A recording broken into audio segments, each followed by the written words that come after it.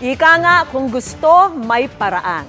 Yan po ang pinatunayan ng gumugulo ngayong libreng college program kung saan ang mga classroom mismo ang lalapit sa mahihirap na komunidad. At nakatutok si Bernadette Reyes.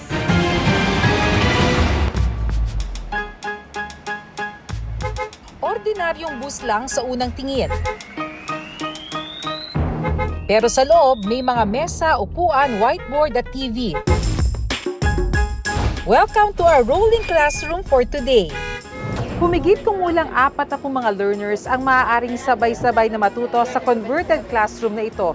Bukod sa maaliwalas, komportable rin ang classroom na ito.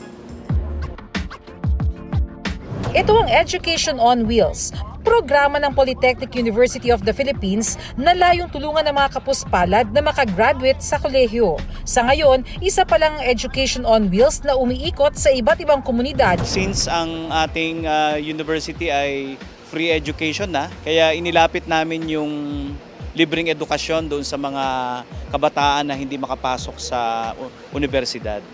Nakatutulong rin ito para magkaroon ng face-to-face interaction ng mga mag-aaral nang hindi nila kailangan lumayo. Instant yung communication, unlike online, there are connectivity issues minsan. Isa ang 50 taong gulang na si Lilian Rimando sa mga learner ng Education on Wheels program. Dahil maagang nag-asawa, hindi raw niya nagawang makatungtong ng kolehiyo. Ngayon lang ako nagkaroon ng time kasi natapatapos ko na rin yung mga anak ko.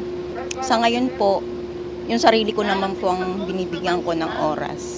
Para naman makaano ko ng knowledge, maranasan ko rin magkaroon ng educational attainment. Si Eliza naman, walang regular na trabaho ang mga magulang kaya sinamantala ang pagkakataong makapag-aral ng libre. Mabigat po talaga yung pamasahe kasi tumaas po yung pamasahe po. Pag po nakatapos po ako dito, mabigyan ko po sila ng hindi ko po naranasan na bahay, yung ganun po, yung mga kailangan po nila pag tumanda sila.